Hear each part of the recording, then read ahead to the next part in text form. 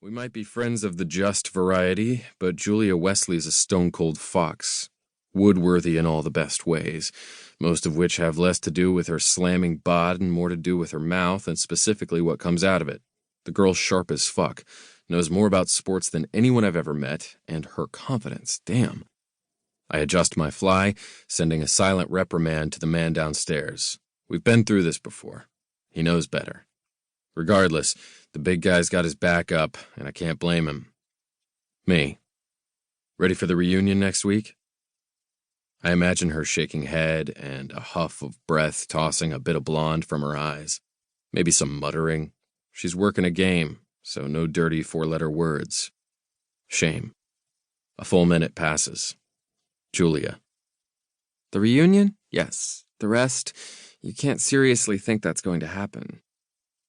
I don't, but no way am I going to tell her that. This is way too much fun. Instead, I fire off the picture I took from my yearbook 2 weeks ago, my chicken scratch contract taking up a page in the back.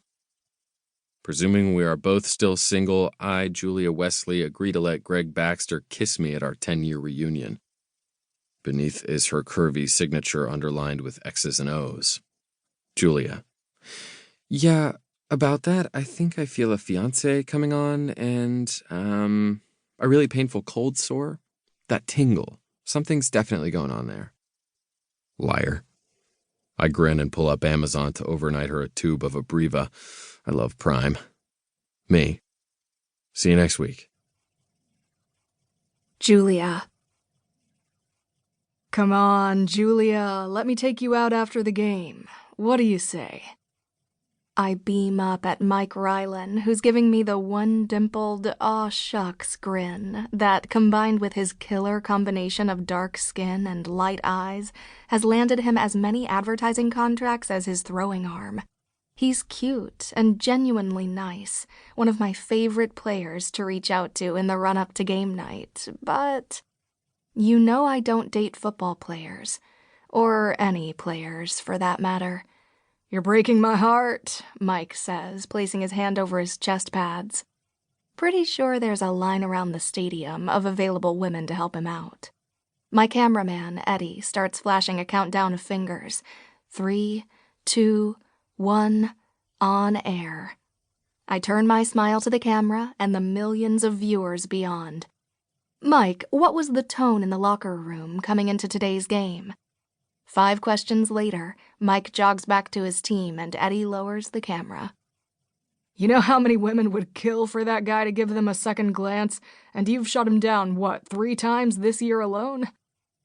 I laugh, but I take my career and my rule not to date anyone in the sports industry zombie apocalypse seriously. Which makes me think about this weekend and Greg Baxter's threat to collect on the throwaway promise I made 10 years ago. There's no way he thinks I'm actually going to kiss him. He's joking. He's always joking. He has to be. And I have a rule. Don't get me wrong, Greg's seriously hot, with thick, dark hair cut long enough to curl a little at the ends, a brawny, built tough body, and long eyelashes framing the brightest, most sparkly blue eyes I've ever seen. Kissing him would be no hardship. But it would be weird. We're friends, for real friends, and that's not something I take lightly. But even if I did, I've seen too many promising careers derailed by relationships with the wrong men. In my field, reputation is everything.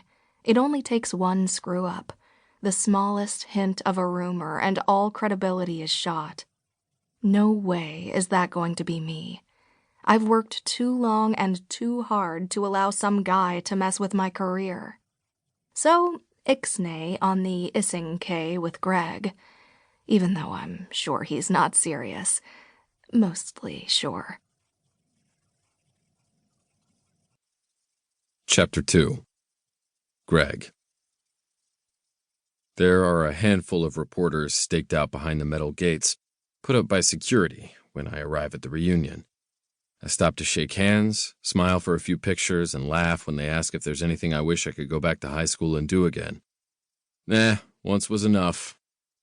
It's a safe answer, but not even close to the truth. There are too many things to count that I wish I...